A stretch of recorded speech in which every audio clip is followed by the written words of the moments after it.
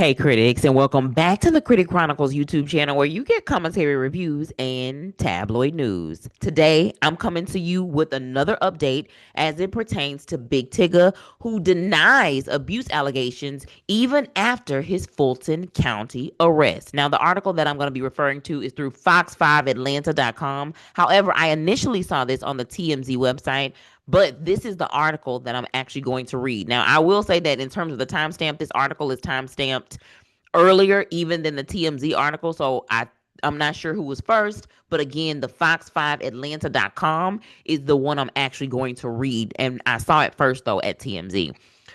This is what it says, y'all. It's saying that Darian Morgan, that's the real name of Big Tigger, he was booked into the Fulton County Jail this past Saturday. Now, the former host of BET's Rap City faces charges of battery, aggravated battery, and third-degree cruelty to children. Records state that Morgan was released later Saturday after posting surety bonds totaling about $10,000. His release included, I guess, $9,000, it says, tied to the aggravated battery charge, and then $1,000 bond related to the child cruelty charge. Now, the arrest, of course, comes after an alleged incident back in May involving Morgan's wife, which prompted authorities to open a domestic dispute investigation. According to an affidavit, though, the incident did occur on May the 9th at the couple's home on Jet Ferry Road.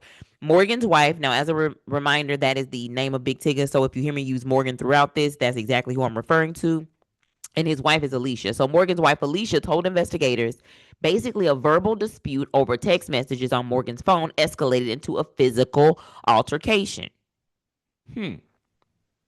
His wife stated, though, that after Morgan tackled her to the floor to retrieve his cell phone, tackled her? Boy, you tackled her? She went to their basement office to unplug a computer.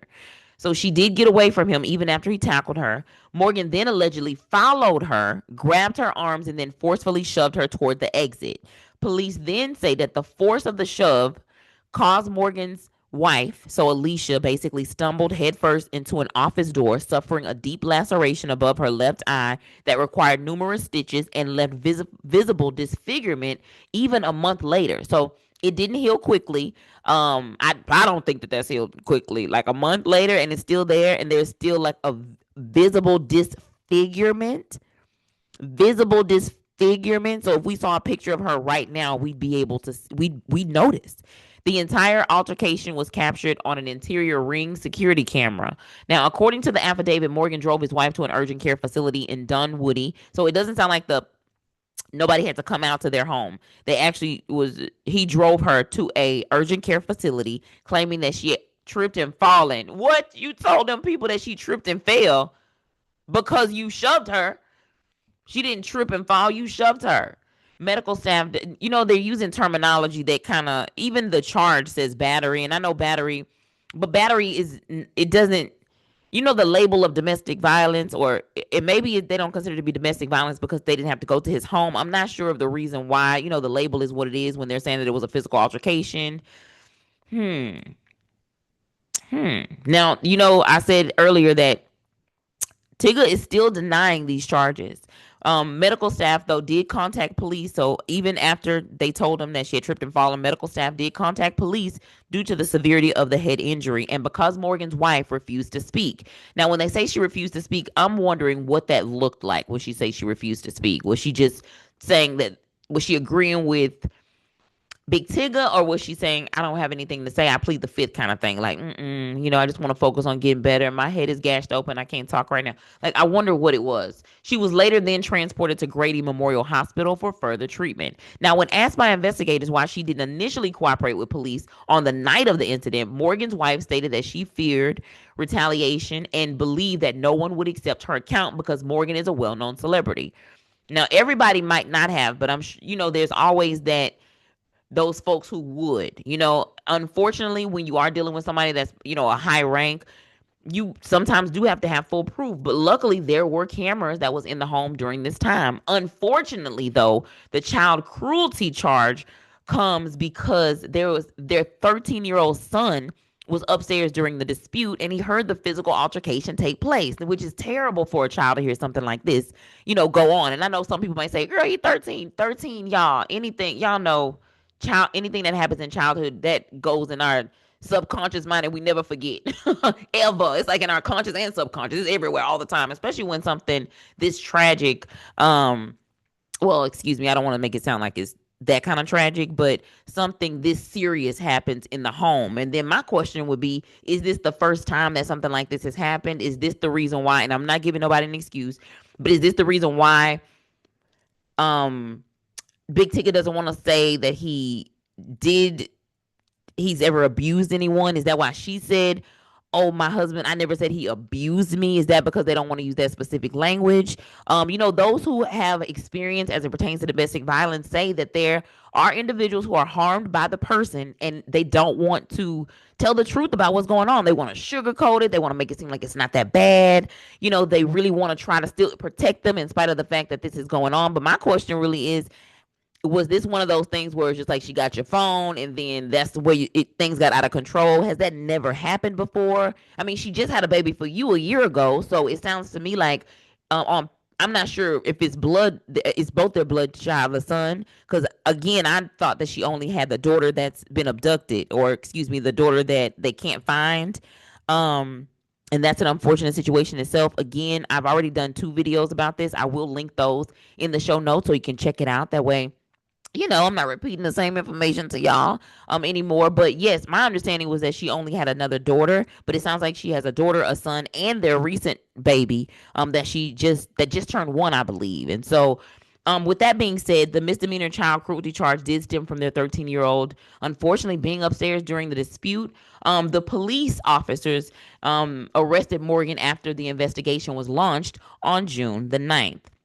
Morgan has released a statement. So Big Tigger did release a statement on his Instagram account, still denying those allegations, saying the following. In my opinion, it sounds very similar to what he said when he was at the radio station. He says, "I unequivocally deny every allegation that has been made against me. For the past 30 plus years, I have built my life around relationships and community." They say, though, that 13-year-old child is just because the child was in the home. Like nothing happened. He didn't do anything to the kid, nothing like that. The child wasn't even in the same room while the incident was happening, but just, overheard it. So in terms of what that looked like, that's what it looked like, right? It says, based off what I gathered, I'm gonna say it like that. "I have built my life around relationships and community." And I'm going back to the statement that he wrote on for his Instagram. It says, "Those who know me know the man, the father, husband, and friend I have been throughout my life. Because this is an active legal matter, I am limited in what I can say. What I can say is that I have complete confidence in the facts and in the legal process. I will continue to cooperate fully and trust that the truth will come to light. Thank you to everyone who has reached out with support and encouragement, and my family and I are deeply grateful." Now, that's a nice little statement. But again, at this point in time, folks are wanting to know, in terms of that camera footage, they want to see it, right? And some people, even still with all the things and whatever, they still got to see it to believe it. It's no different from the whole Diddy and Cassie, where, Cassie said she was being abused, and then folks was like, yeah, is she really? Oh, it's not that bad. She was with a millionaire, all of the things, and behind every little, whatever. I'm not saying that there was no truth to that, in terms of there was some benefits that came along with it, but were the benefits worth, right, what you really had to go through during that time? And that's for the person to weigh it out. I've heard some people say, well, Cassie got a lump sum and all of the things and, whatever, but some people feel like their quality of life is, they love themselves enough, no matter where they are in life, to be able to not put up with nothing like that, especially not for an extended period of time. And those who have gone through domestic violence always say, you want to leave during the first signs. And those who have the experience over a period of time, again, say that those who are the victims, they do come and they say that they basically try to protect the person who did it to them. So many people are wondering, though, is Big Tigger going to survive this? What's going to happen with his show, the Big Tigger Morning Show? It's my understanding that he's now showing up at work. So he's back at work, handling business and doing his thing. Francesca is also still in the seat as well. She wasn't in the seat very long, like 30 days or so. And then this broke out But with that being said, folks are wondering, is Big Tigger's career going to survive this? What is going to come out in the wash? What will those home security cameras that was in their house, what is it going to reveal? Will it reveal exactly what is being said? Because to me, somebody, they always say that it's always the middle, the truth is in the middle kind of thing, right? But we definitely about to see. We definitely gonna see. And speaking of, Diddy, I might as well give a quick little update in regards to that, because reportedly he's set to be released from prison life in 2028. And instead of the original date of April the 25th, it's now February the 23rd. He was also on the cover of Us Weekly's. It was the June 15th issue where they were talking about his life in prison and the bid for freedom. And then, of course, 1 year after his explosive trial began, Us reveals exclusive details about the rapper's new reality behind bars and the high stakes appeal that could change everything. His lawyers are arguing that his punishment was unfairly harsh, and also looking to overturn his conviction on 2 counts of transportation for prostitution. Diddy began serving his 50-month sentence in late October of 2025.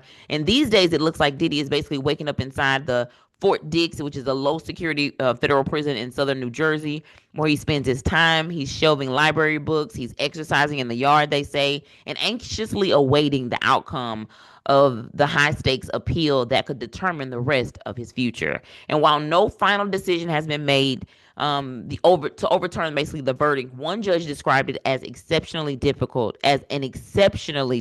case.